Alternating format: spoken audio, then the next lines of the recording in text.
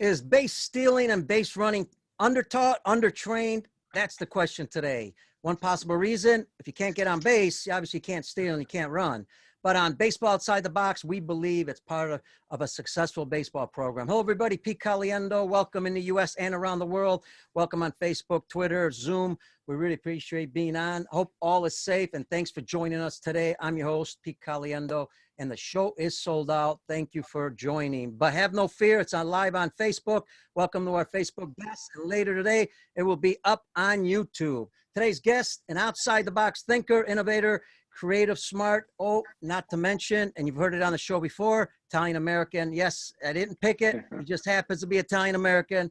Matt Talarico, everyone in the game knows him. He spoke at the ABCA, former college coach, now New York Yankees base running coordinator and hitting roving coach. So he will take us on that path also on how to get on base. Because again, you can't, if you don't get on, it's hard to do the other things. I can't believe it's his first time on the show. It is a thrill, and want to welcome Matt Talarico. What's up, Matt? Thanks so much for having me. I agree. I can't believe this is my first time. My first invite. I'm an Italian. You're an Italian.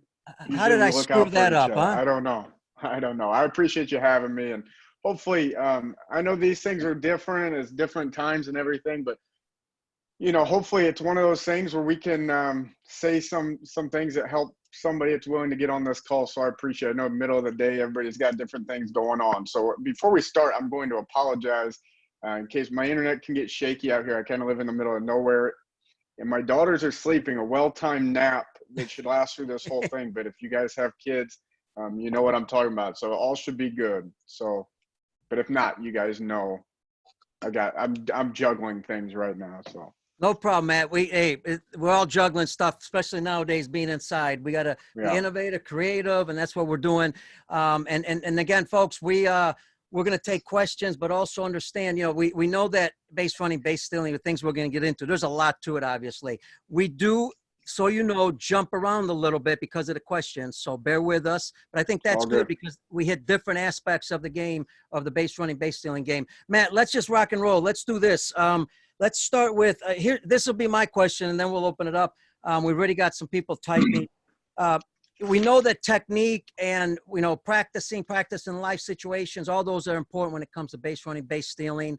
But I want to start with the mental aspect because I want to ask you, a lot of us work on things like that, where we train the technique. We try to become better at the techniques. We train and practice it. We try to do it as live as possible. But there's still that fear factor of the player. So I want to talk about the mental overcoming that, because here you are, you're going to go with the New York Yankees, and you've also got to, sell them on the program. Kind of start with that, and then we'll get ready to go. Yeah, I think it's a great question. I think it's a great place to start too. I think, I guess starting with kind of selling with the Yankees, I've been fortunate that I think when you go through a process like this, the people that hire you, believe in you, or they wouldn't hire you. So then it comes that battle, the battle you imagine in your head, if you've ever been maybe you've only played in high school and coached in high school and got a college job, or maybe you only coach at a certain level of college and then you got to a higher level of college, even though I hate saying that word. But I've been here numerous times in my career where it's like, how am I going to make this next set of people believe some of the weirder things we do? But I think at the end of the day, people want help, no matter what level you are. So if you can show and you can sell, hey, I can help you get where you're wanting to go, it doesn't matter. So really buy-in from the players wasn't what I imagined it'd be. They want help, and I love working with them, and they're very similar to a lot of guys I had at Wright State, and I love those guys. And really the coaching staff the same way. I think it takes you a little bit to sell, and especially from some different angles. So the mentality of the buy-in, as long as you put thought into it and as long as you can be convincing, I think it's not as tough as you'd imagine. I can remember my first Division I job. I played at a small school. I was only coaching at small schools, and now I've somehow talked my way into getting a Division I job. And my fear of that people wouldn't listen, that just never came up. That just never And then you look back and it's been years and years. I'm sure things happen. I'm sure people question behind the scenes, but I just pretend they don't. And I keep showing up every day. And I think that's a good method. When it comes to like the mentality of a base stealer, I think that's actually the first thing I'm out to do. So with the Yankees, I had a plan within a couple months to build some confidence. Where base stealing was pretty dead. It's pretty dead all over pro baseball. But to come in and say, hey, not only do I think we can do a better job, but you can do a better job even though you don't run fast. So I had a goal with a couple months, and I would say by the start of spring training, we had some guys that really believed in themselves, and we made a lot of progress in some different ways. So I think getting buy-in versus like mentality, I think is another question of, now I'm in the game. How do I get this? Maybe you guys have had this. Maybe you guys have a fast runner that would win every sprint in practice, but for some reason in games, he just doesn't really let it go, whether it's in the outfield or stealing a base, and he runs with anxiety. And I think that's when you enter like the mental game. And I'm a believer, if you put in enough work, the security in the work, knowing that you've done it a billion times, is the strongest thing, more than breathing, more than anything like that. I think just the confidence knowing you've invested, because only you know that, and you can't fake it. So I think that's number one, is giving guys the feeling that they're learning something, and maybe it's something that they didn't know before. So using that to help them mentally. And then I think it's timing at key scenarios. So when they fail, are you saying the right or wrong things? And I can't write that down because everybody's different. I can't predict what your guys are, but knowing whether to come in and say something, whether to back off and say nothing, whether to be aggressive when you say something, whether to be completely passive because that's what they need. So it's a very fragile thing. We start building that tower day one. That's what I'm trying to do, is build that confidence. So that's kind of how we handle it at the beginning. I guess when somebody comes in and they got thrown out, throwing your hat down is not going to work, huh? When they see you doing that? No, typically no. And now it's not always. So I think the big thing is, I've worked from a lot of different people, a lot of really good bosses. And it's funny, like, we're all human. So when we get frustrated, we all have our ways of showing frustration. So you can say like, hey, whatever you do, like, just don't, you're talking to your boss here. So like, you're making suggestions, hoping that maybe it gets some traction.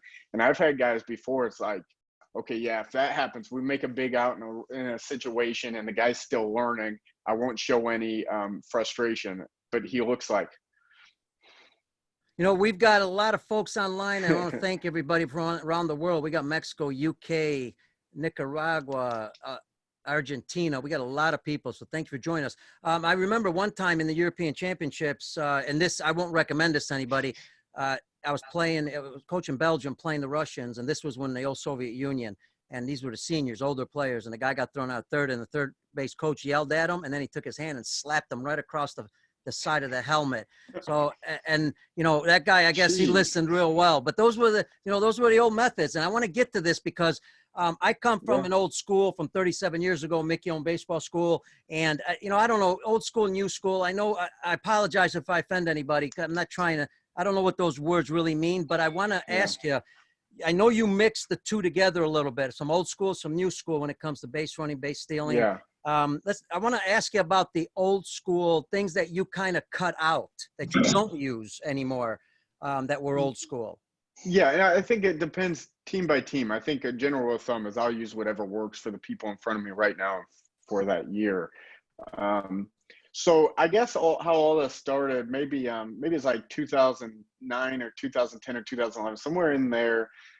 We needed a better way of communicating. And that's when there was this like old school wave of doing things, from like hitting, pitching, whatever. And then the new school seems to be like synonymous with like data and more charts and technology and all that. That wasn't the intention when I started naming my stuff. So like if you're on my website and you see like the old school section or new school section, that's just what we always called it. Like I don't mean to offend anybody. In fact, the old school stuff we use more than anything. Right? That is the foundation. In fact, if you said I need to learn one thing, I'd say go just be really good at the old school stuff. That foundation serves so much. To the things that we year to year, like I've had years where we completely went away from dirt ball reads. I've had years which I mean, I'm supposed to be like really aggressive, so that doesn't seem like that'd work out, but I can explain. And then we've had years where like I've had years where we didn't. I've gone like 3 years without a delay steal. And so my logic's a little different than what you might think, because I think all that stuff does work. So I'm not against teams doing it. I think a lot of that stuff relies on the other team screwing up. So if you can progress kind of how we were, maybe some of it was planned, maybe some of it like we're a little better than I thought we were going to be. So like, let's take my Wright State team. I got there in 2015 fall, and 2016 we were pretty good, and we were just young. So I mean, those guys just kept coming back. So the guys that just graduated or got drafted last year had been around me and my system and the thoughts that I had for a long time. So what I was finding early in their career is they were really getting proficient. They were much better than the pitcher-catcher combination on the other team. And they would run on a dirt ball on the first or second pitch. Catcher picks it, throws them out or whatever.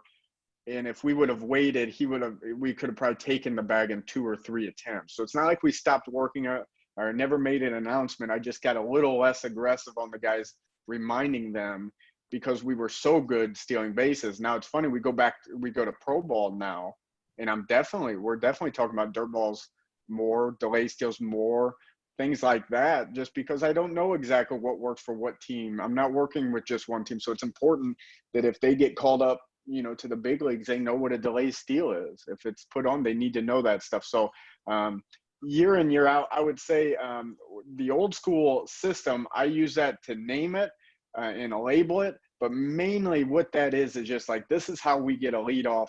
This is how we get a secondary. This is how you steal from a standstill. This is how and why. And the new school stuff that I say would be different ways to find momentum, but it's not even fair to call it new school, because if you've studied Ricky Henderson or some of these guys, not even as much as like even like Brian Roberts, who people would relate my stuff most to, Ricky Henderson was finding ways to do this stuff too. So it's not really fair to call it new school. That's just how I labeled it. We use whatever works and find ways to give runners different options. You can run off this pitcher catcher from a standstill. They make a change. You're going to need some help, and it's already been ingrained and it's built in there. And I've heard you say, take what the game gives you. So yeah. I want to ask you, in doing this, with when that time came up where you said, you must ask yourself a certain time in your life. You said, what I'm doing, is it right? And how can I do it better? Yeah. What were some of those things that you changed? Because, some of it, I got to believe, you just said it. Look at Ricky Henderson. Some of it's almost like can be a natural movement that we thought was unnatural, and we tried to reteach it. Yeah. Great question. I think, it makes me think too, because like, if you look at some of the modern hitting guys, and I'm not going to get on here and take a stance on who you should listen to hitting wise. That's not what this call's about. But like, the modern hitting guys, I think some of the good ones, I'm not saying all of them, it's up to you to decide who you like and who's good. But all they're doing, if they sound a little different, is they're trying to find a different path to get the same end result. So like a lot of them use Barry Bonds or a great hitter, or A-Rod that we would all agree is a great hitter, and they just come from like way out in left field to describe what they're doing, which kind of takes me back. And yeah, maybe I was doing that a little bit when I first started. I think answering your question, like what I was doing wrong, I had played for a great coach. He coached at Defiance College. His name's Derek Woodley, and he was an assistant where I played for a couple of years before he took that job. And he helped me out in my coaching career more than anybody else. By making a comment when we were there late after practice, we were picking up balls after he was throwing them to me, and we're in the cage, and we got talking about coaching a little bit. And that was like the first time I thought, well, maybe I could do this. Like maybe, I don't know. At that point, I don't know who became coaches, but at that point I realized maybe I could do it. Maybe coach in college someday, right? And we're picking up the baseballs, and he said, one of the things that I feel like happens with coaches is you're generally really good at coaching things that you really had to work for. So when it came to hitting, I hit all the time to try to figure out how to get a little more power, how to get a little more consistency, whatever we were working on. So I have so many different options when I started coaching to help a hitter because I screwed up everything. That made me think, though, because as a base stealer, I always ran, and nobody really ever gave me suggestions or helped me with that. And now all of a sudden, I'm like between year 1 and 2 as a coach, and I was faced with a situation that that I had to find an answer for. And it was, we had an outfielder that would not run. He was fast and wouldn't run. He'd get like 8 or 10 stolen bases a year. And I would tell him to be more aggressive. We'd give him free passes. I'd talk about like his leadoff and squatting down a little more, standing up, or whatever I was telling him. But nothing helped. So I just thought back to that conversation. It was like, hey, like, you're either going to just say, well, I don't know what to tell you, it was always easy for me, or keep throwing all these anecdotal tips to him that aren't going to help him, or you're going to rethink some things. I think the timing of meeting Mike Roberts after that, the timing of running into other coaches and just being curious enough to ask questions. Like anytime I'd hear somebody at a camp, because back then that's how you made some money, is you'd work all these camps. So anybody that would give a base running talk, if they said something that was different, I'd try to talk to them a little bit and see what they were doing. And then that led me to experimenting. And so I took that center fielder. I've told this story a bunch of times, but I took that center fielder and I knew I had to work with him, but I knew he didn't completely trust me yet. He just wasn't that kind of player. And I took a kid who like run through a wall for me. He was a second baseman. The problem was that kid wasn't very fast. And so I had him work out together. And pretty much I just took the kid that would run through the wall because he could be first on all the drills and he wouldn't roll his eyes or think like this is stupid or anything. So it made the other guy kind of have to do it without complaining. At the end of that year, the slow guy stole like 20 some bags. The fast guy stole like 8 or 9 again. So we never figured it out with the fast guy, but that gave me the first feeling of like, maybe you could teach this more than people think. And that one, that was like 12 or 13 years ago, maybe 12 years ago. So ever since, I've been trying to spend every single day trying to find new different ways to give guys options, because the simple fact is a pitcher, that's a lot to ask a pitcher to monitor somebody that's that far ahead of them. So that's what we started doing.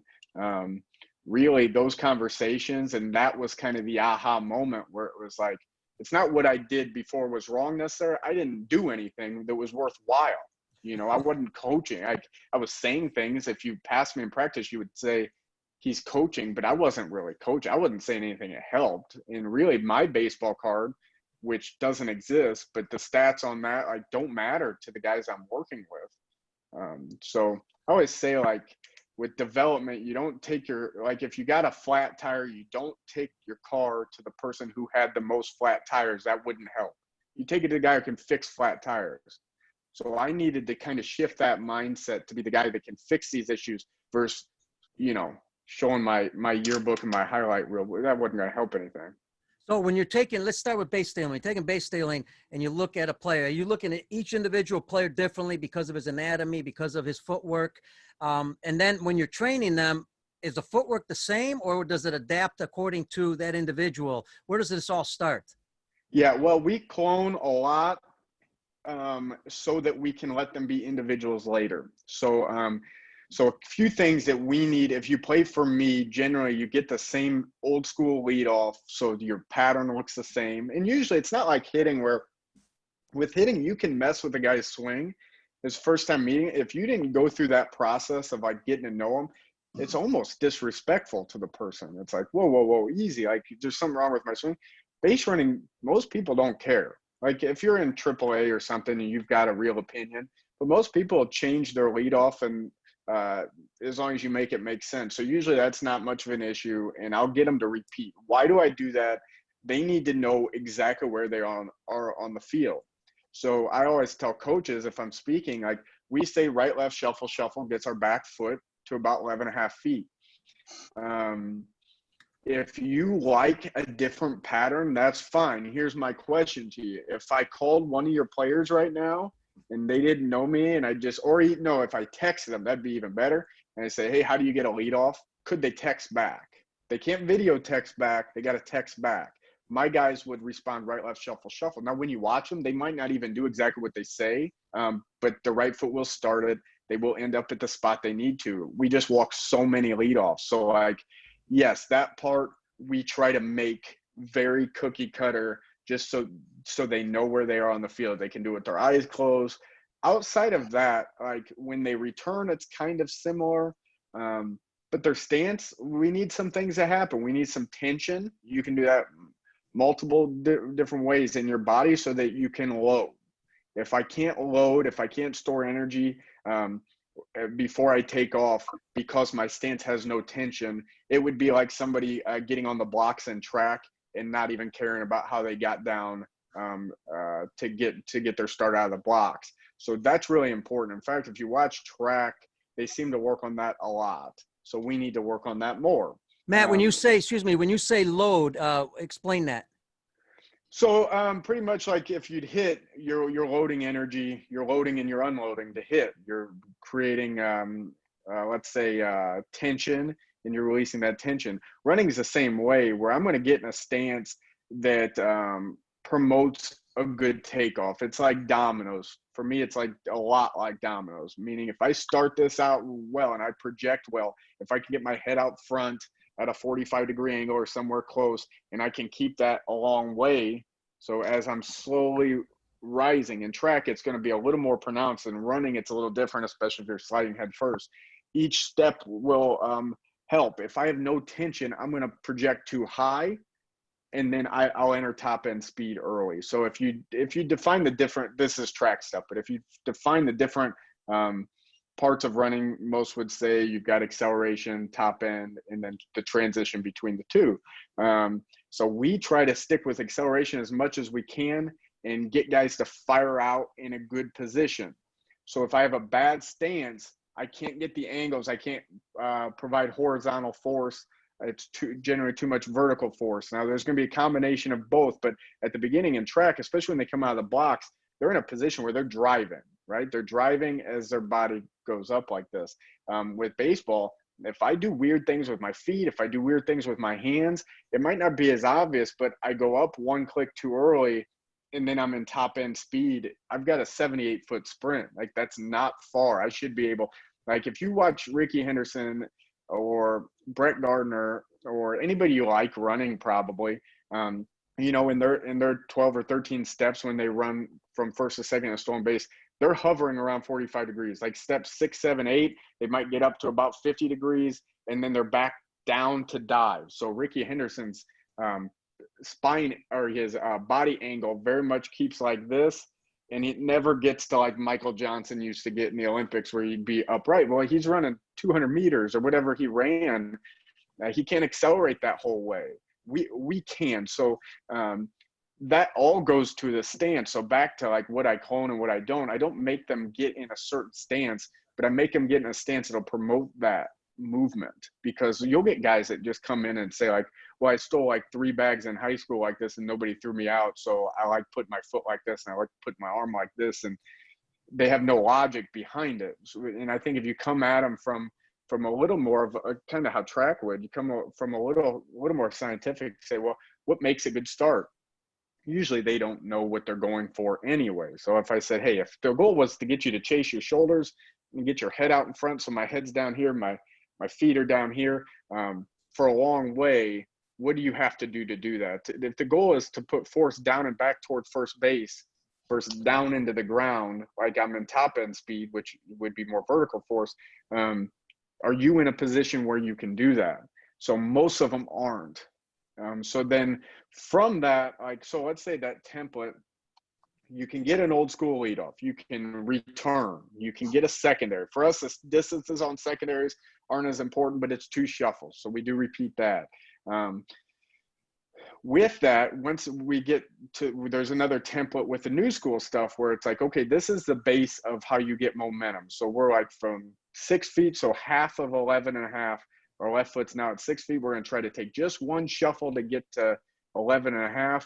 If the pitcher's lifting his foot, we can go, and I can show you examples of that. But that's clone 2. But once they get that template down, then it's like, okay, go be yourself. So if you've seen my guys that have played with me for a long time, very few do it my way. They have their own way, but the template is in there. So for me, and for what I like to do, it's very important. There's some things that we can copy, and then there are some things where it's like, man, I'm so glad I didn't jump in and make him change that, because now it's way better than what we were capable of doing 4 or 5 years ago. Like the guys I had at Wright State at the end, if my guys at Dayton, which would have been like the 11 and 12 we led the country. 11, I think we were 4th in the country. If those teams came and watched my Wright State teams, I think they would be very impressed at what they started and how it evolved. But it would be no contest that the Wright State guys were just much better than those guys, even though they led the country. It's not a skill thing. It's just those ideas weren't there. So if I would have made everybody do the exact same thing all the way, it would have never evolved. Because you got to remember, once we started moving around a little more, we had pitchers that had to defend us. So there are definite ways of slowing things down. And if we can respond to that, we make you go down this trail a little more. And that's what those guys were doing. And that's how we learned, like, okay, like for some of our faster guys, all they have to do is be landing, and the jump helps enough, they'll be safe. So I don't know. Am I able to screen share? You could screen share if you like. And while you're trying to do that, Yeah, go ahead. we're going to get to the pictures also. And I want to ask you the footwork, because, what we taught in the past, and then what we've seen a lot of professional athletes doing that naturally do it and are very successful at it. Can you explain the footwork? Is that the same for everybody again, or are we looking at different patterns there? Hold on a second. Let me do this. Go ahead. Let me do this first. I have something better I can do as far as exactly what we're trying to do with acceleration, and because I assume you're talking about standing at a standstill, right? Well, and it doesn't really yeah, matter. and then getting a steal, getting the first jump, the first 3 steps. Yeah. I'm gonna find a non-Yankee video. Here we go. Yeah. I got rules. Okay, I'm gonna screen share now. This is one of my, and I just pulled, this was like the first one, but this is one of my favorite examples. Can you guys see that? Okay, so pretty much you got Jacoby Ellsbury when he played for the Red Sox. So we're going to talk about a few different things here. Number one, when we talk about having a stable base, or that tension that I talked about, we like to, I think Lee Taft says, I think maybe he was the first I heard to say this, but I think the cue really works well in baseball. It's like we're going to try to split the ground in between us. That's going to make sure we're stable. That doesn't mean our knees collapse in. You'll see the foundation he makes is kind of like a triangle, but it goes out this way. It doesn't go like perfect triangle here, or the knees aren't in. So he's in a good stable spot with tension, and the result of that in a good takeoff. So number one, like what we do and what we think about doing is a little different. But number one, when my hand slips back like this, I'm going to create a long lever. So we talk about this is actually what a lot of guys feel that they do first. This position here, it depends on the person. This isn't something that like day one, everybody's going to copy this. Most people do it, especially if you have good tension in stance and you make this lever long, you're going to be able to drop step efficiently. So what this is doing, it's going to set our body in a position to provide force back here towards this umpire for straight up and down. If I were capable of just crossing over and this foot stayed and my rear leg just crossed over, much more of the force would be going down. Mm-hmm. So why make the long lever? The long lever, my knees, like if you want to walk around like right now and just do like really short strides with a really big arm swing, like your body will start to sync that up. So we're going to use that to get our high knee. So like if this lever's long, my knee's going to want to copy this when it goes up right here. So watch his left arm now, how long this lever gets. And we're going to match there. He's not at a 90-90 where his hand would be down here. He's creating that lever. But if you look, pretty much this sets his head to lead the way, right? So we talk about projecting at a 45-degree here. And being in a position where we can chase our shoulders. But so many people want to get their knees up and get in a good position here with their legs. but their arm swing's short, their arm swing's inefficient, their arm swing starts in a stance that doesn't allow this pull back. So it seems like his elbow comes back to the right field wall. That I'm pointing, like you guys can see my finger. Look, if his right elbow here goes around his body too much because it's short and it's in a weird position to start, let's say here, and he pulls back, it's going to be really hard for his body to want to do this. All this is stuff that we don't really think about. So if we don't think about it, does that mean you shouldn't do it? No, if you don't think about it, you should be in a stance where you're able to do it right without thinking about it. So being in a position like this, so to me, that's huge. So aggressive arms, good tension in the stance, and driving this way. If you think, if you guys, I don't know when the last time you played was, it's getting longer and longer for me, and it's harder to remember some of these feelings, right? But yeah. One of the things is I never thought about how I could slide. You know, maybe when I was younger, like maybe I can remember wanting to slide head first and kind of being scared to do it. Maybe it was like 9 or 10.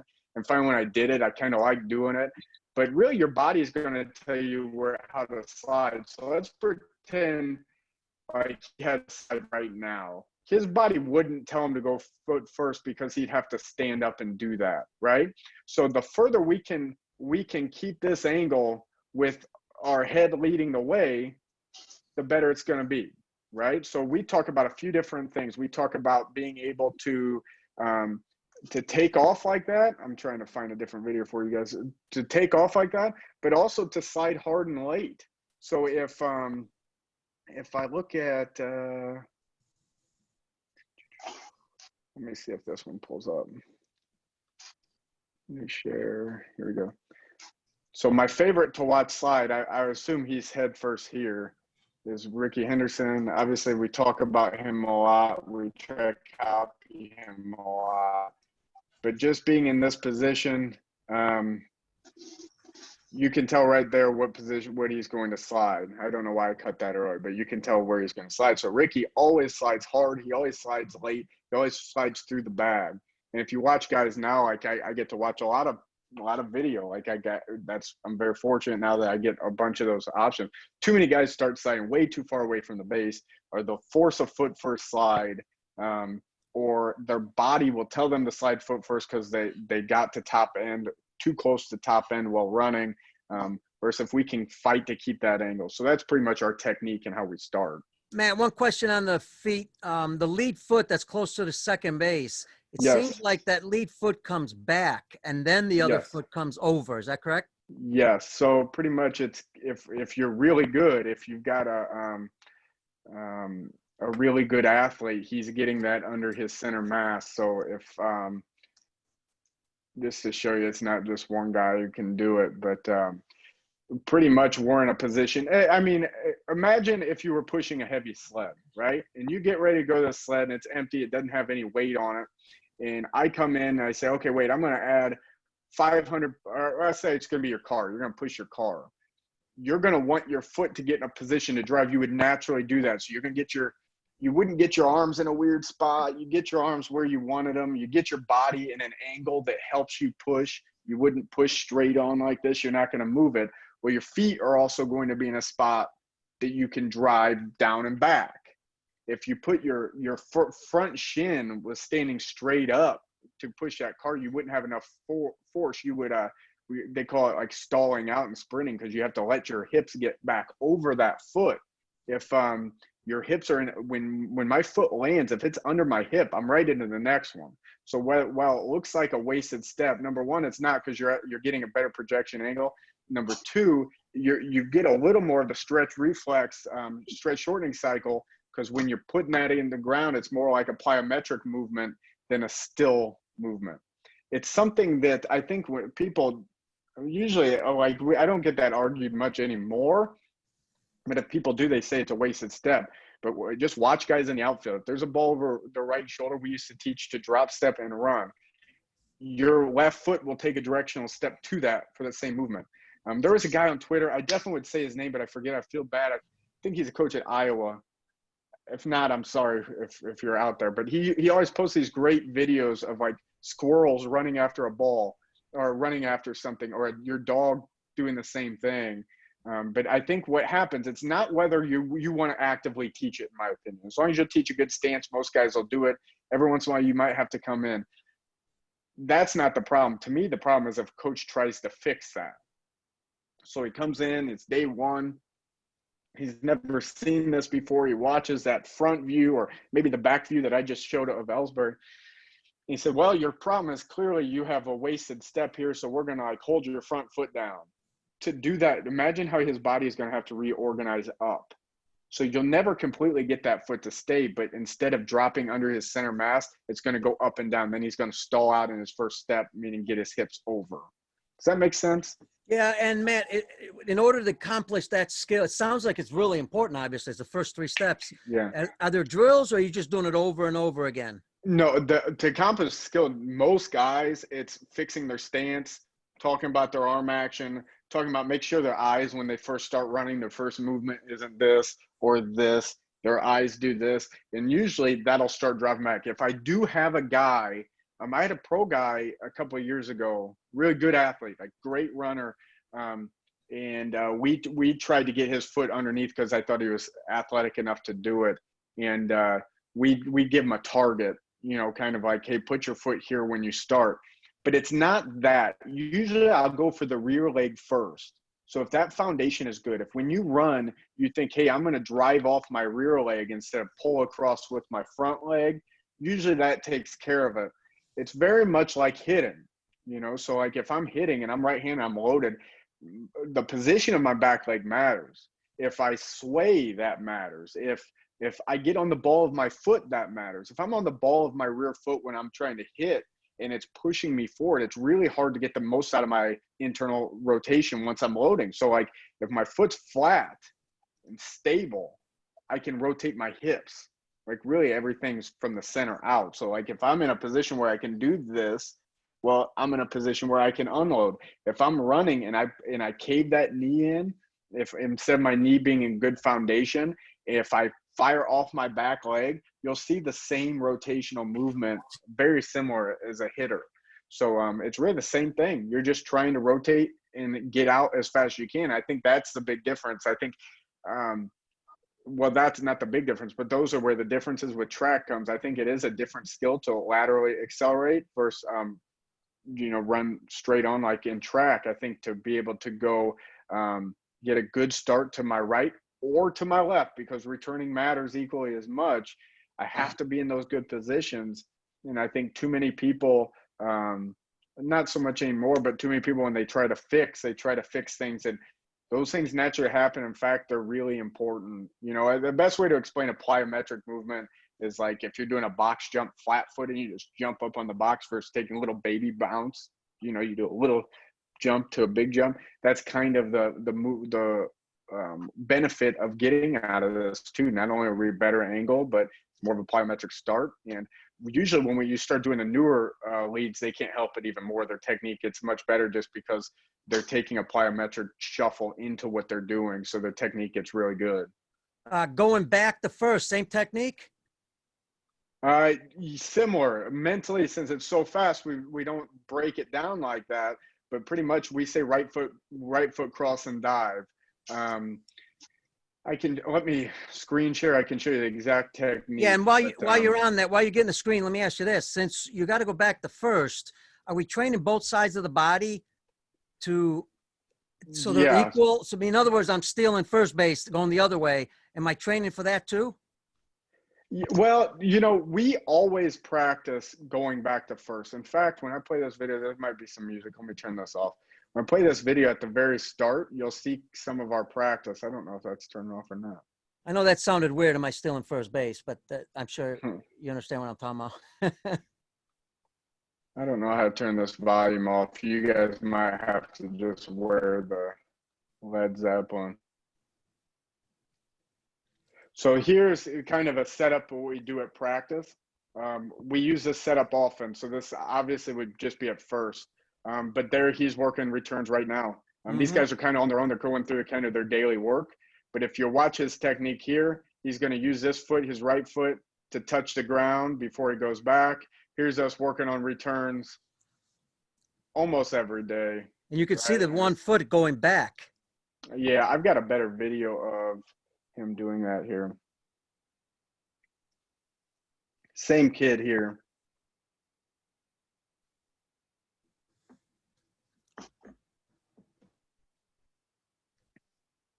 So there's a lot of detail here, right? So now he's same horizontal force towards second here. If he doesn't use this foot, returns are so much slower and weaker. And the evidence would be if he gets further out, let's say he double his lead off and have to dive back, like his right foot, this foot would be so critical in that. But a lot of guys from this distance, this foot will go up, it won't touch the ground, and they'll still be able to get back. It's just much, much slower. So getting this habit of when the guy comes over, this foot touches. And it's kind of just like how you talked. If they do it, we don't talk about it. If they don't do it, we might throw down a target here, or get them in a position where they can do it, which is like the argument of like constraint-led practices, right? Constraint-led approach to skill development. And we'll do that. Like we'll try our best to kind of stay out of his way and just give him a goal because that seems to stick quicker. Or like that drop step to second. I was just thinking about like one of the ways I'll practice it is put a band around a guy and tell him to run. And never would they ever cross over with a big heavy band around them. They get in a position where they can drive and like toe me. And then I'll superset those with their sprints or their steel starts. I just feel like you're going to get ready to pull me and their body aligns better. So same thing here. I might get in a position to make this foot more important to him versus tell him 900 times, hey, use your foot. Hey, you didn't use your foot. Hey, like that takes forever. It'll work. Like this kid's a coachable kid. It'll work. But sometimes it's just better to say, hey, feel how you did it like there. Do it like that every time. So that's kind of how our return works. And I think when you build off that, you've got the difference here. I don't know how clean this will play, but this guy doesn't use this foot. This guy uses this foot, right? Mm-hmm. So just, I mean, it's like, is that a big deal? Yes, it's the biggest deal because what happens is if this is our standard old school way of getting a lead off and he's got off to here and he can get to this cone with this foot every time, once he starts to get momentum in different ways to get momentum, like everything dials up. So like now we need every little small fraction of being able to get back. Let me see if I can find this for him. I think I'm asking my computer to do a ton of stuff here. Okay, can you guys see this hopefully? So like now we're here and we're going to shuffle to here like that to be balanced and do that, but you're still going to dial up that momentum. So if he's moving this way and a pickoff happens somewhere when he's in the air, if he doesn't have good technique, he's not going to make it. It's going to be too slow. So we do all that in the old school stuff so that in a game, if this were to happen, so we got basic return, we got late pickoff off of the shuffle, we got a decent time pickup. But this one, like this is scary stuff. To have him be able to use good technique, so watch this foot here, in the worst, like look where the ball is. Like this is the worst. Most guys would probably actually go to second on this. To be able to have good technique, that starts from that stuff when you ask, like, do you copy stuff? Do you clone stuff? Because I said, like, yeah, certain things you do. And then when you have super athletes like this guy at first, things can get really weird. Like, and that's in pro baseball there. So like, he's got weird. I know that's kind of weird to just throw out there at you, but like to be able to do that, this is a little more traditional, a traditional way of doing it. It's like traditional way of doing newer stuff. But look where his front foot's getting ready to land here. Like by the time this gets over, it's gonna land well behind or well under center mass, just like the other one. I can't stop it on time, but does that make sense? Yep. And Okay. I want to get into, Matt, the overall package now, because technique's important with the footwork, but to steal a base takes a lot more than just a technique aspect. So talk about the importance areas that it takes to do this, and the second or the movement. Is it are you constantly moving your feet, or is it are you standing still and all that? Well, that's everybody's got a little different style. We never promote like fast moving of the feet ever. If they were moving their feet, that kid's a little different. And that's probably unfair to show you that this early in this talk, because everyone's like, wait, this is where it ends up? No, that's not where it ends up. That's where it ended up for one guy. And what happened was that kid stole 60 bags last year, 60 for 70, and led the country in stolen bases. And he had a choice to make, either like, people were going to pick off multiple times and like mess with him, and he wasn't going to be able to do it, or he had to evolve. And that was his way of evolving. If you think about ways you would defend shuffle like this at first, like if you're a pitcher or you coach pitchers, or if, a lot of people like, well, right when he moves, I'll just pick him off. So accepting that as, okay, that's a way to defend what we're doing. Long holds, that's a way to defend it. Catcher timing picks, that's a way to defend it. When you accept all these, you can kind of address them. So what that video was, if I give you constant movement every time we play you, like the glove drop's going to be hard to anticipate in time. The movement out of the pitcher's peripheral will always be happening. Like he doesn't just, now he moved. It's always moving. So we're muddying that water.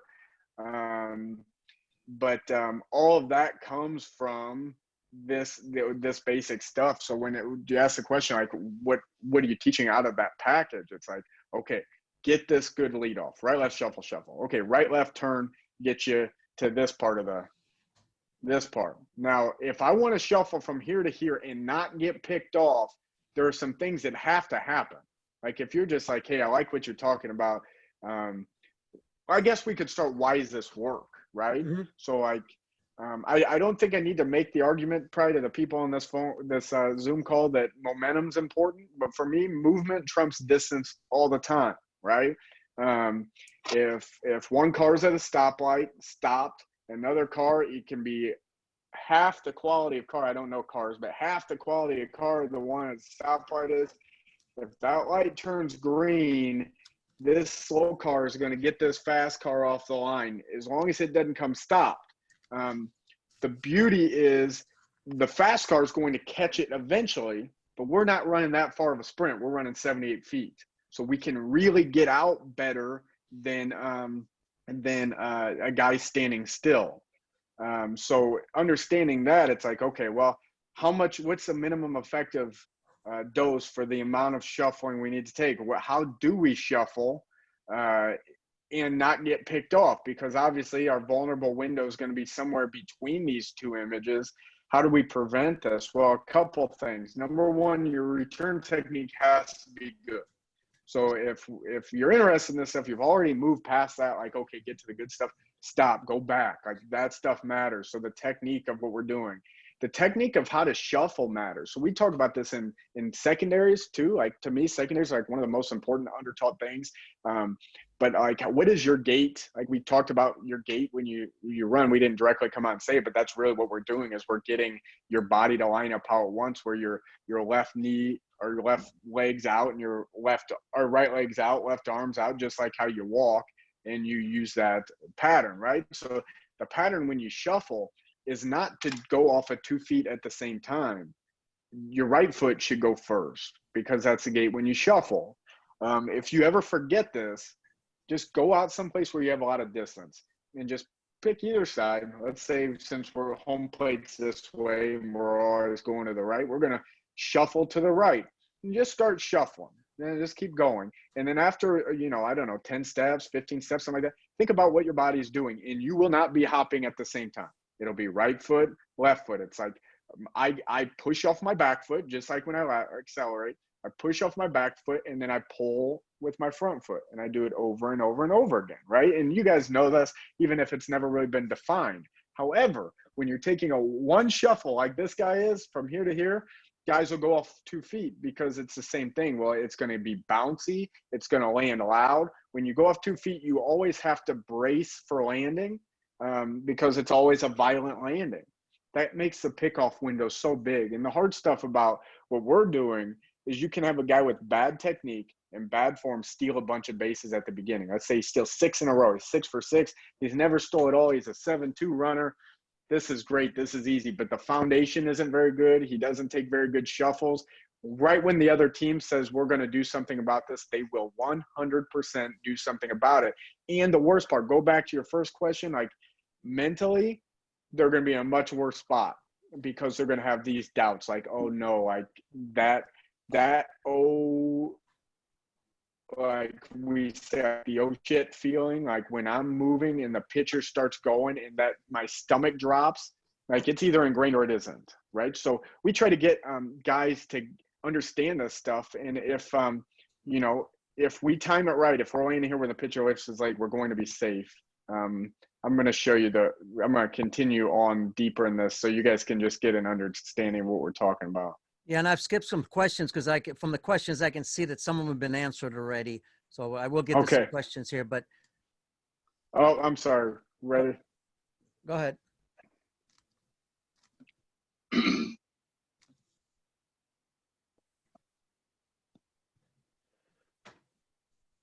I think that one's a good example. So it's like, if you want to talk about development, like this that's the kid that led the country last year. This was from his freshman year.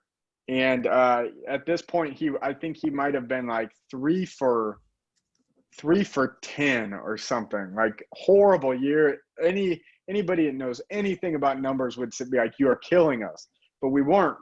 He wasn't, because we were putting him in positions where he could develop. If a hitter hits 100 his freshman year, that doesn't mean you cut him. It means he still might be a good hitter later if you develop him. So when he screws up, we try to educate. This whole process was going on behind the scenes. And if you just watch, like his shuffle here was much more controlled. I know you didn't see him earlier, but it's just enough to kind of break that stillness.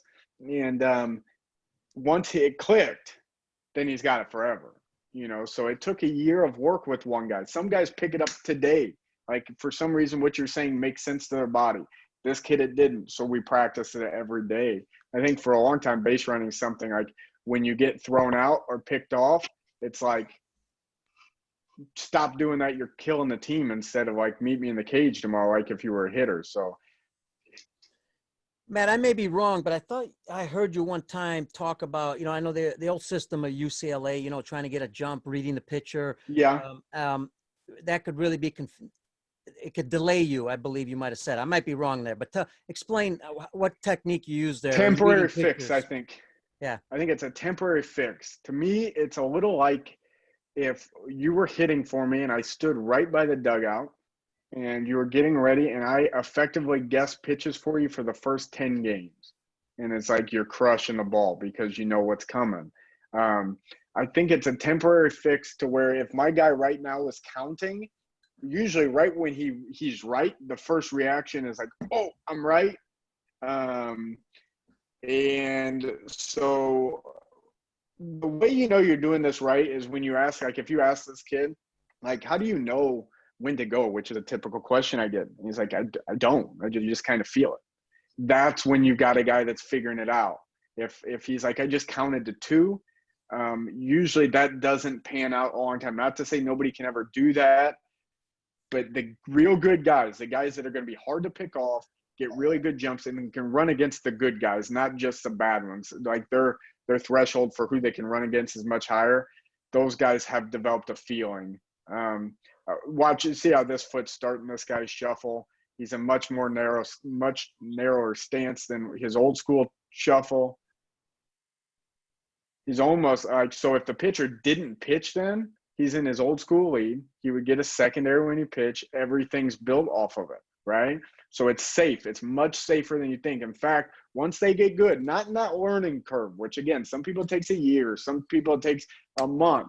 In that window, yes, it gets a little risky. I'm not a high risk guy.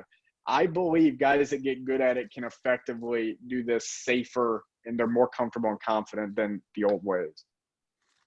Explain, you're not a high risk guy, meaning percentage wise, you're just taking Both. chances, both? Yeah, I'm not taking. So you're a UIC guy, right? I'm sorry, go ahead. UIC? UIC, correct. University of Illinois, Chicago. Did you go to UIC? Yes. Okay. University of Illinois, Chicago.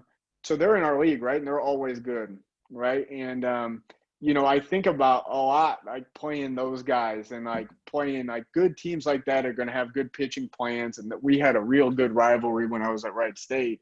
And when you think about it, like I like the last time we played at UIC, I had a couple people who I didn't know reach out and say, hey, we're going to come watch you play. I live in Chicago.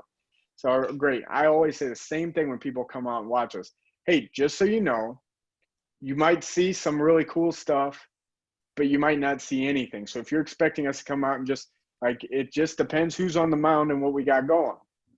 I always say that. And sometimes, usually when guys leave, even if we don't run, they like the different leadoffs we do and stuff like that. So maybe they get something out of it. But so what let me ask you, when you're looking, you there, Matt? Yes, there? I'm listening. I'm sorry. Yes. When you're looking at pitchers, every pitcher is different. So you're not always looking at the same spot for every pitcher if you're trying to get an edge on a jump. I'm seeing how the body moves, and I think you can bucket guys that move specific ways. That doesn't mean we're looking at their feet or looking for glitches. Like, we're looking like this body is going to move like this. This guy's pickoffs are going to be like this. This guy, I'm trying to bucket guys more than stare. I think staring's bad news. But like, and you could calculate the catcher too. How he's setting up a stance. Yes. I mean, all kinds of different things, right? I mean, there's a lot of calculations going on here. Yeah, no, I mean, the easiest things are like time to the plate, catcher down to second, stuff like that. But for me, it's really, really hard after teams get good at defending things. That stuff's just not going to get you as far. We still use it. But like, I want to run off like a mental checklist, which I promise you can get good at doing if you just start doing it and making the effort to just look. But like, I'm looking, I want to know who's calling pitches. If you're in college or high school where people are calling pitches, I want to know how the catcher sets up. I don't think I've ever relayed a sign from a catcher. However, I can tell how they set up if my guy should be able to see from first. So like, all that stuff matters. I want to know how the pitcher's setting and all that, which again, that takes risk down. So when you look at your original question, it's like, what do you mean you're not high risk? Well, if one of those coaches came to watch us play and we stole a bunch of bags, they'd say, like, what you guys are doing is crazy. We couldn't do that. They're wrong. They can. And if it's not risky, what I think is risky is having your fast runner at first stand still in a base stealing count and run when the whole park knows he's going, and the catcher throws a 1-7 to second and the pitcher's a 1-1 to the – like, that's risky. To me, going off of those who we can run off of, which is essentially what you're teaching. It's trying to get them to find the weak guys, the weak combinations for them. So if there's 15 hitters in the lineup, maybe a bucket of those guys can run today off this combination. Bucket might or might not, and a bucket who can't. And you're just building off of that. I'm going to paraphrase here. Joe Nimitz, Coach Nimitz, asked a question. You talked about the pitcher catcher timing and all that. What about the runner's time from where they're at to second base? How important is that?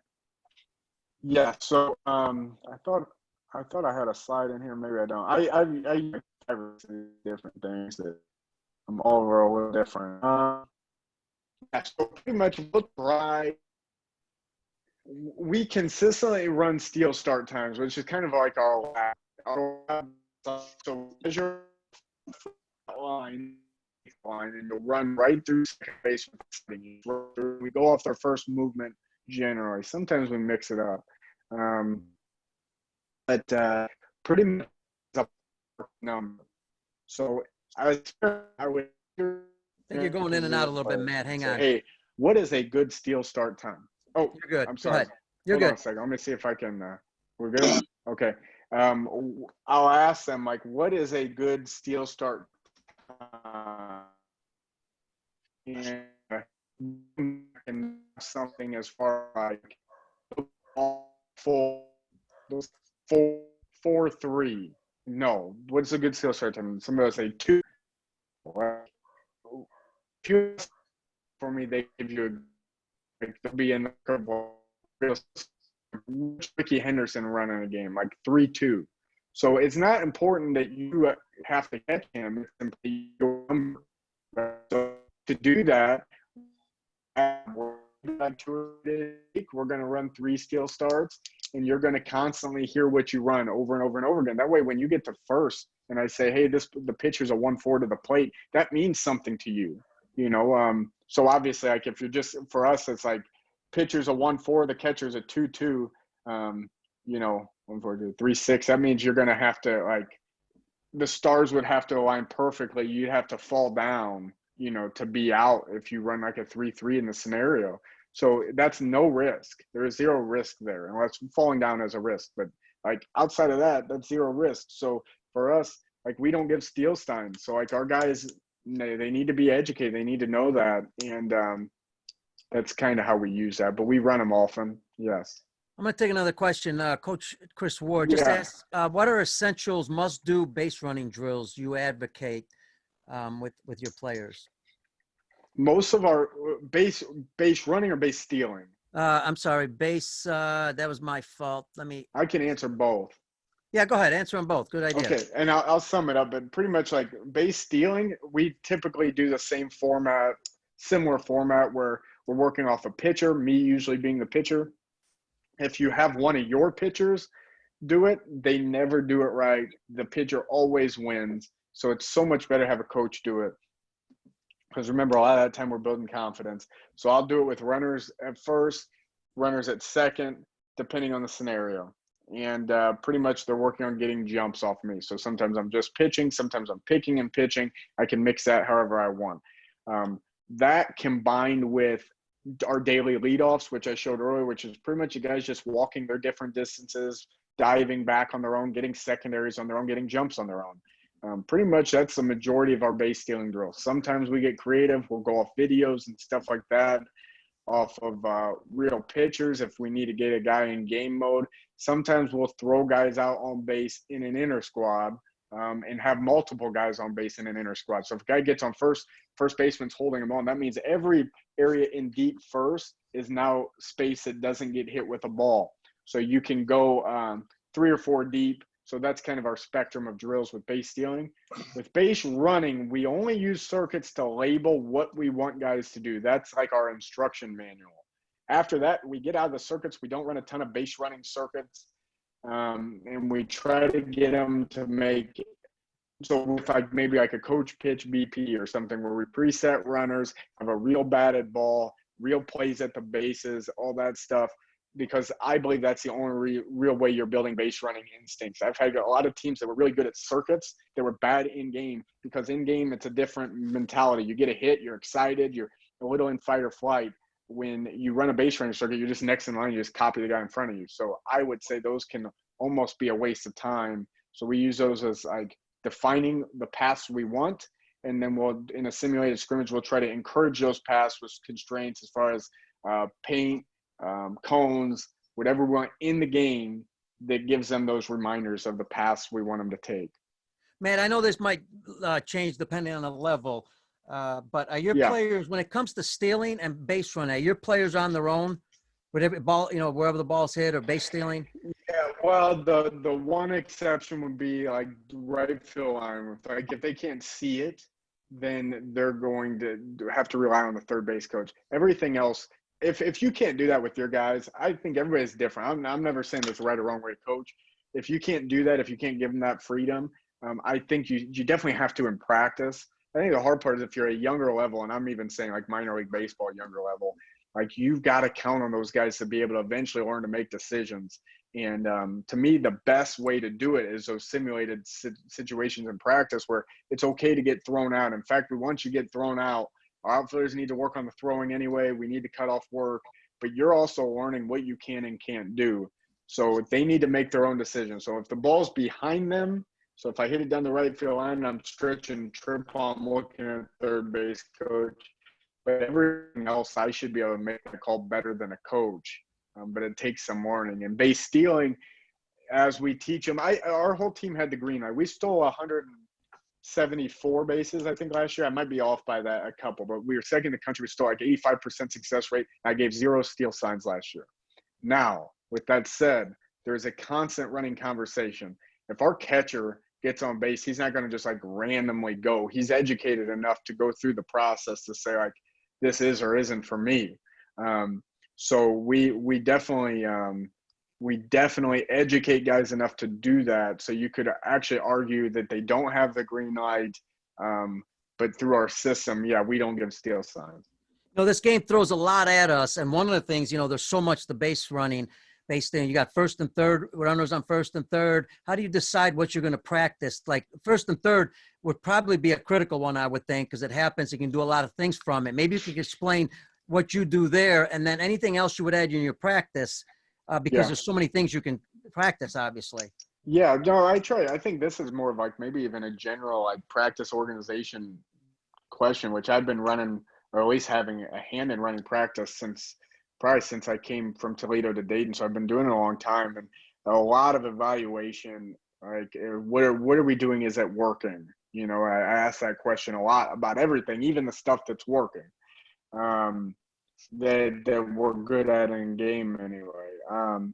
And practice is something that I thought really like keeping guys out there for a long time was not the right way to go. I believe people get, if we can all agree that people get develop better when they want to be out there. I think maybe we'd all agree on that. I think I'm sure you can force a guy to a limit, but when he wants to do it, he's going to get better. So if I've got a guy in college for 4 years or in pro ball, if I can make the environment someplace he wants to be while still getting what I need out of it, we're going to get better. So how do you do that? So like I made the argument my first year at Wright State to shave down practice. Like, what is the main thing? So like first and third, something that came up, like we practice first and thirds every other day. We got 6 plays or whatever, and we run one of them all year, and it happens once a year. And yet if you look at like a pie graph of our practice, it's taking up a legitimate chunk of that pie. Get rid of it. So like over the last 3 years, we did first and thirds like 4 times total in 3 years. Like we never did them. And, you know, when we would use base running as a part of that offensive, like we would get our work in when we were doing it, and we'd mess around with it, but we just didn't work on it because it wasn't a big piece of that pie. So we're going to need to be able to field a bunt with bunt play 1 or 2 or whatever. We don't need bunt play 3 through 10. We're going to just have 2 bunt plays, and we're going to get good at doing those. So we're going to have to hit those consistently. We're going to have to hit individual defense because you win with good players who are developed, who can pick up a ground ball when you hit it to them. And so like we focus much more on individual development in that team practice setting. So now practice went from like 3.5 hours to an hour and a half. NCAA gives us 4 hours. So now we'd encourage early hitting as an environment where it's like, come get better at hitting, more one-on-one feel. We divide these groups up so we could still be within a limit, or late work. And then we would do that. So I know I didn't necessarily answer your question, but that's kind of the thought process. It's like, no, but if you can hit on just thing. hit on first and third, are there things that you do with runners on first and third to distract the pitcher to, you know? No, not. We just play the same game we always play. Yeah.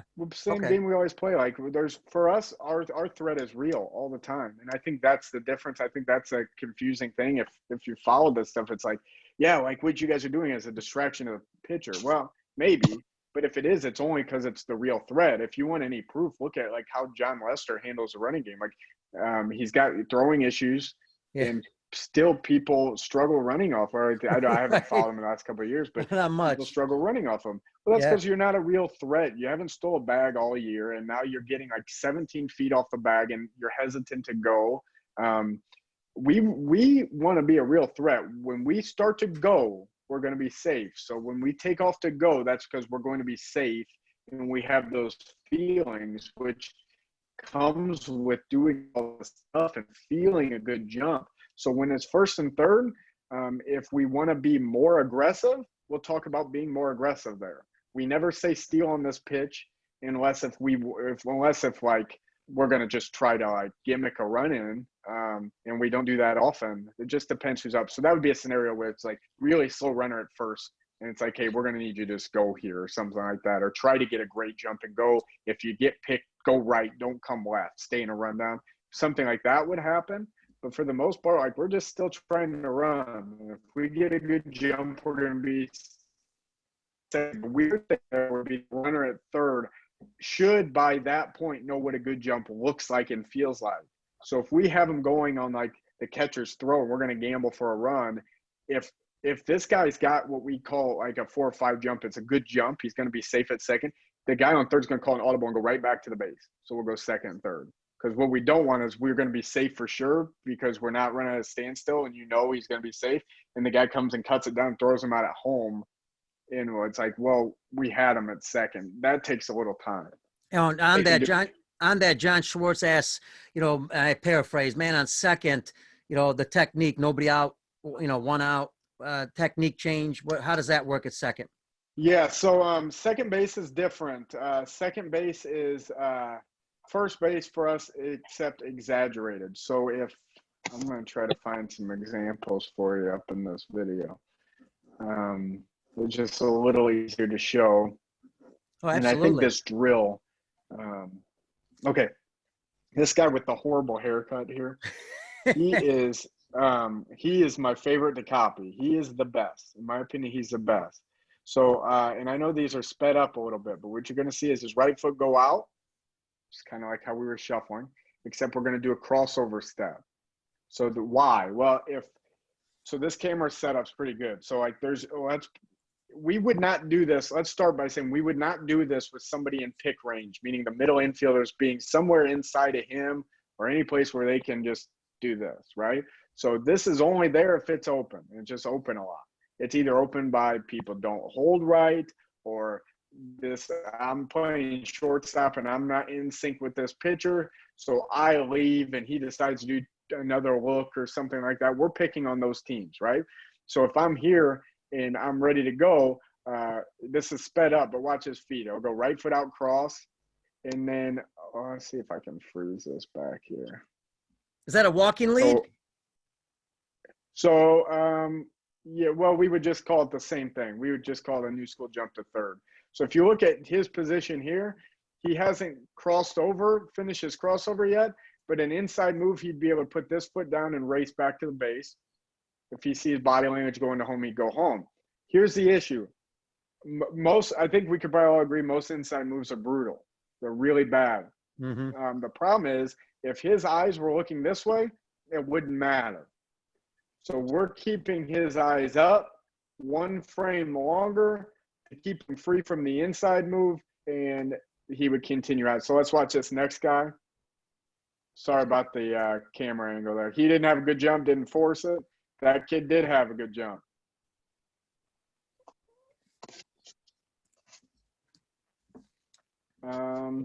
I've got a good view of a jump. That's what it should look like.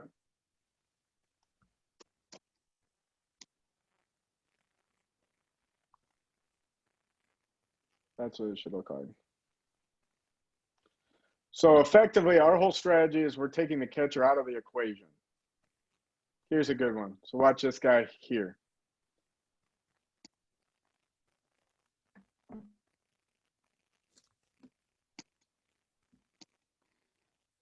So just when you do that, there's just not a pitcher-catcher combination that's going to be able to do anything. Now it's like, okay, well, let's go back to this scenario. So I think it starts with the obvious, but as a base coach, you get better at seeing body language.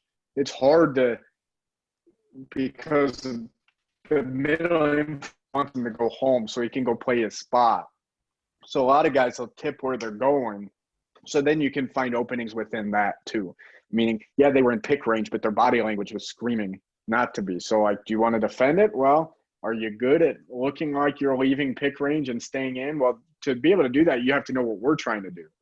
So this invites us. It's a good way to defend it, but it invites us. And that's kind of that's the battle we need him. If you're going to play us, you're going to have to stop this while being able to pitch. It's a lot to ask a lot of pitchers. Not all pitchers. Some pitchers are fine with it.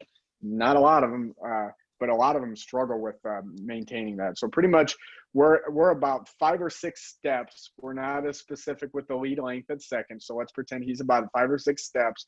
His footwork, instead of one shuffle, goes right foot out, cross, land, and go. And then after he learns that template, sometimes it doesn't quite look like that. It looks like a shuffle or just turns and goes. And that's adjustability. That's his body recognizing it's time to go or that it's not time yet and, buying more time. But pretty much it's off of that template. So I'll play one more time. Are they in line with the base or different situations? Yes, yes, they're in line with the base. So look at the leg kick here. It's not a high leg kick. If you look at his position here, he's still squared up. He can go right or left. Once he sees it's good to go, that's enough generated momentum that there's not a ton you can do. Fantastic. Love it. Hey, folks, just so you know, we got about 8 minutes left. But I want to take a question from Jennifer. She works with young kids. You know, she says that sometimes they say you can't teach speed. How would you recommend encouraging the slower kids to work on getting faster? It depends how young you are. I think sometimes, I know, like, a lot of times just how you grow is going to really matter. It's like you're not going to build elite bat speed with a kid that just hasn't hit puberty yet. And I think a lot of it goes through that. So I think encouraging coordination is, for me, is more important at a younger age, depending how young we're talking about. So we could have, like, I think skipping rope, like jumping rope is great. I think that's when those ladders are good. Anything like that to just get their body a little more coordinated. I think if you're a little older, I think that's when you talk about exactly like how they're driving out, talk technique a little bit, but then bring in weights. To me, the weight room is the best way to get the most bang for your buck. If you're like a teenager and you've never lifted, and you know you're in high school, so it's time where we can start lifting. That's where I think you get the biggest bang for your buck. That combined with running sprints. So to me, that would be big. So like if they're younger, it's encouraging movements like that. If they don't want to jump rope or they don't want to do whatever, like sometimes just having games that encourages change of directions and cutting, and like almost like tag type games where they're going to have to cut and move and get them out there to do that. I do think resisted running coupled with regular sprints is a really good way. So that could be running off an inclined hill. It doesn't have to be incredibly steep, but like a hill with an incline, and then flat ground sprints. I think those are great ways to do it. Resisted running, all that stuff. To me, that's all great. Now, you know what? Interesting you say that, folks. I think most people know this. I spent a lot of time in Dominican and Cuba, you know, and most of these kids are running uphill, downhills. They're playing on uncomfortable fields. You know, they're base running on uncomfortable fields. You know, you mentioned earlier, you know, about I was even thinking, you know, you could put ankle weights on base runners and let them, you know, practice base stealing, you know, just to make them a little bit uncomfortable. You use that part. Yeah. But I want to get to Joe, and you could add anything from there. I want to get to Joe because he's been patient. Yes, how do you adjust the 11.5 based off picks, 11.5 lead, I'm assuming, based off picks and times? Well, for us, that's a template. So like the fact that our guys can go right, left, shuffle, gets 11.5, right, left turn gets to 6.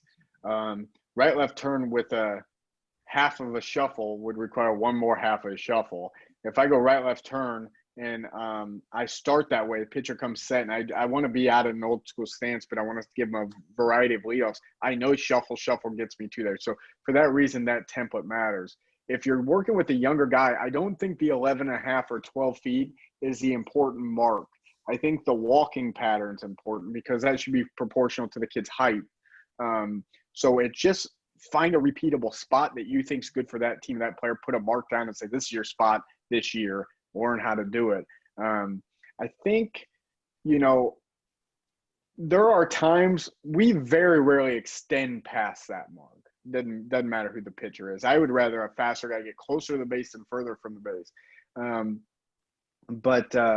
You know, if there's, let's say there's a left-handed pitcher with an elite move, like an elite move, we're probably somewhere in between those two marks with the intentions of going back like a one-way lead.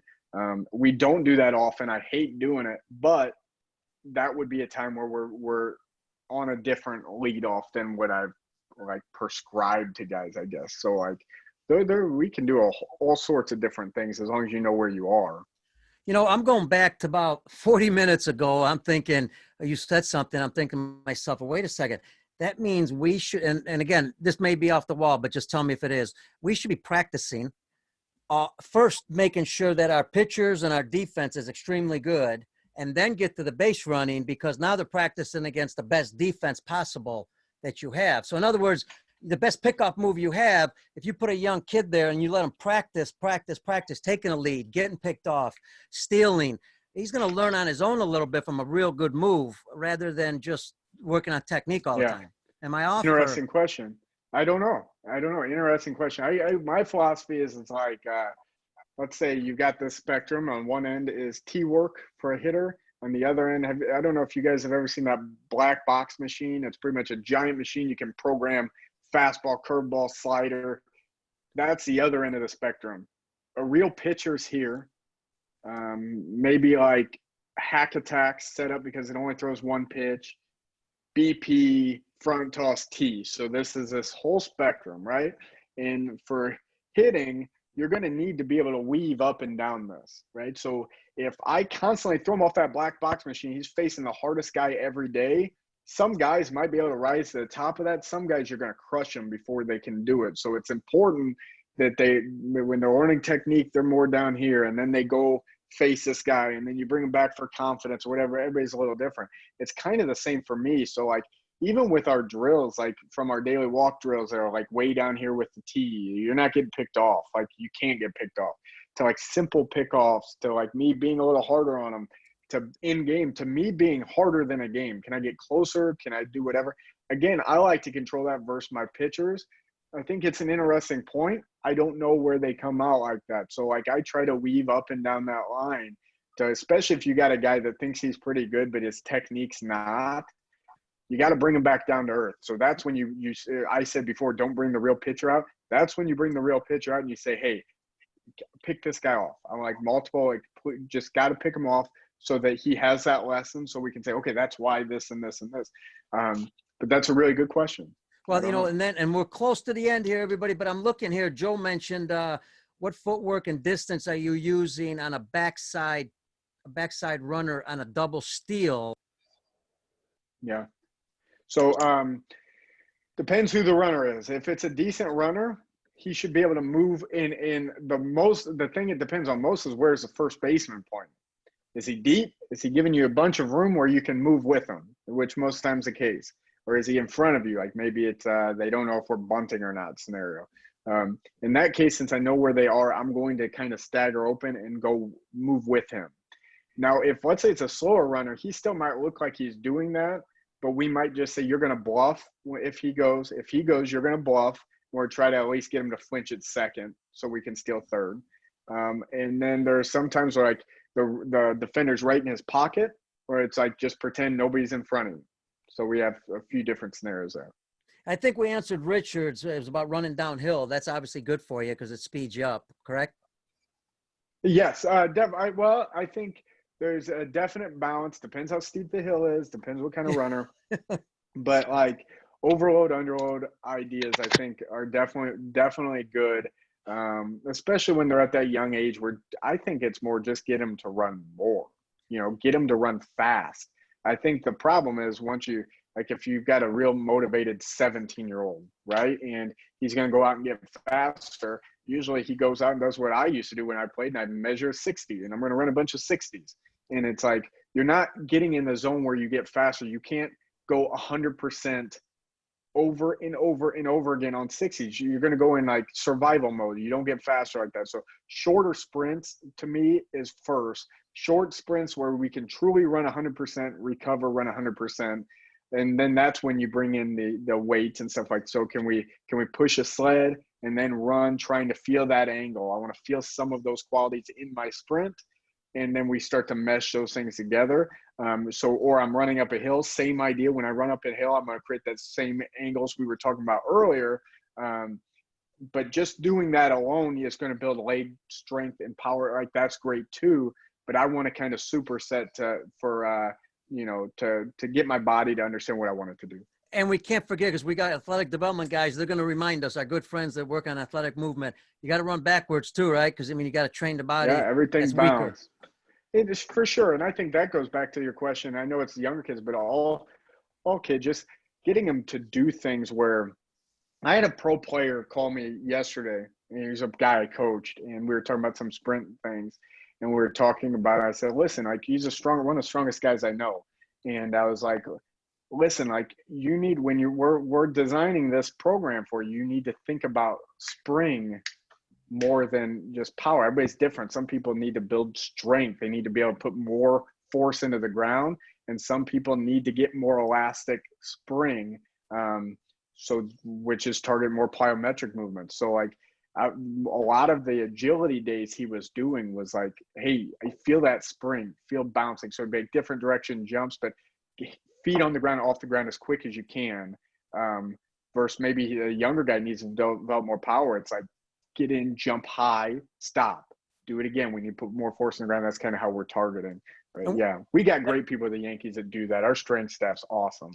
And we'll finish it with this because Mike Adams mentions, you know, if he's got a 6'4" runner, I mean, that's like Olympic speed. You know, when you have fast runner that's running on math, pretty much on speed and understanding the math aspect of it, and they're really constantly, you know, concentrating on him, does he change anything? I mean, he's got to get better, obviously, right? I do. Like the guys I'm showing you, the guys that are like that guy, I think the one that stole 60 last year, I want to say second place was behind him by like 20. I might be wrong, but I'm not far off. That's a 6'4" runner that's got an arsenal, right? So if he was just a 6'4" runner, he's going to steal 20.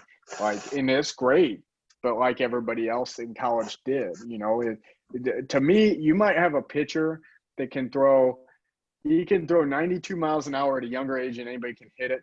And I think there is still value in teaching the kid to throw a changeup. You know what I'm saying? Even though he might not need it, you're going to teach him how to pitch to prepare him for the next level. And even if that 6'4" runner is a pro guy, and even he's a big leaguer, you know, but he's fighting for like the next contract, he's fighting for whatever. I think constantly developing that arsenal. Now he might not have to use it right away, but to know that's getting developed in the back, in the, you know, behind the scenes. And then all of a sudden when somebody comes in and they're picking multiple times, slide step him. Well, the slide step, if he runs a 6'4", I don't know what that translates to his personal steal start is. I'd find that out. But like if you're like a 3-3 steal start guy and you get a jump, you can run in game like 3-1s. That's Ricky Henderson in game at a 3-3, which isn't, I mean, that's good speed. The 6'4" guy is going to run 3-2 steal starts. He should be able to get that down. It's a lot of work, but I mean, why not? If that's going to be a big part of his game, I think having those options is huge. Matt, close it off for us. Anything that, I'm sure, you know, there's so much to this, anything that maybe you really wanted to mention and you didn't get a chance to close it off? You know what? Nothing specifically. I just think, you know, I think base stealing can be developed. I think it doesn't have to be recruited alone. I think speed is a part of it and a small part. So I think if you want to fix a guy's technique, that stuff we talked about at the beginning will help a little bit. But teach him have weapons and different options, and that forces him to learn the game, learn to study pitchers, watch in a different way. And that's what can take an average runner and make him good, or a good runner and make him great. So, like, to me, if you think you might not be able to do this, you're completely wrong. You just, like, for me, I had no option. So like when I started doing it, I had told too many people I thought it would work. So when somebody actually gave me the responsibility, when something wouldn't go right, I would jump in there and work with the guy, and I'd try to fix it, try to like just get it, because I'd already run my mouth too much as a young coach. So this happened. But if I had the out of like, never mind, this isn't for us, it wouldn't have worked. So like, I think just keep working with guys. If I can do anything, please let me know. I've got a website, steelbasic.com, where I sell a book and I sell a subscription. If you guys are interested in that, please check it out. But I appreciate you guys taking the time. I know I probably went over everything super fast. It's just all I think about every day. So like, that's my job. So. No, I know I'm speaking on behalf of everybody. First of all, we're going to put all the show on the show notes, and I email everybody all your information with the website. Also on Twitter, check them out at Coach Talarico. And on behalf of everybody, I want to thank you. I'm a lot older than you are. And if I was your age, if I knew the stuff I knew back then, your age, man, you guys, I'd be fantastic by now. You know a lot of good stuff, and I really think you're doing a great justice for the game. I love seeing the young people, and I call them young because I'm a lot older. I love seeing the young people who are progressing in the game, not only in high school, college, but also in pro ball. We're seeing more young people in pro ball. And I think that's fantastic because you open up minds for other coaches too. Not that we're closed-minded. We got a lot of coaches my age that are open-minded. But sometimes we need that extra, you know, hey, why do you do it that way? So Matt, and again, on behalf of all of us, thanks, man. We appreciate it. Thank you guys. I appreciate it so much. Thanks for taking the time. All right, folks, that's Matt Talarico, Yankees base running coordinator, base running coach. I want to thank everybody on Facebook, everybody on Zoom. Don't forget the show will be on Baseball Outside the Box, the audio. It'll also be on YouTube at Peter Caliendo. It'll be on social media.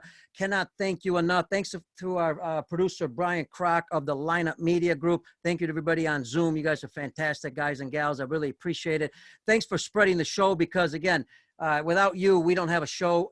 We just hope that you keep spreading it. Give us some ideas. If you didn't like something I did on the show, I'm looking to get better myself. Send me an email back. Tell me, Pete, I hope you can do this more.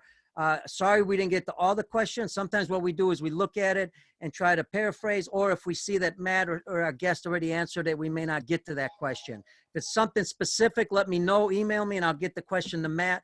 And we'll make that communication. Again, folks, I'm Pete Caliendo. This is a show that loves interview baseball's best coaching minds who love the challenge, the status quo. And we had one big one today. We want to thank you. God bless you all. Stay safe on the field, on at home, and then we'll see you on the field very soon. So adios, everybody. Ciao.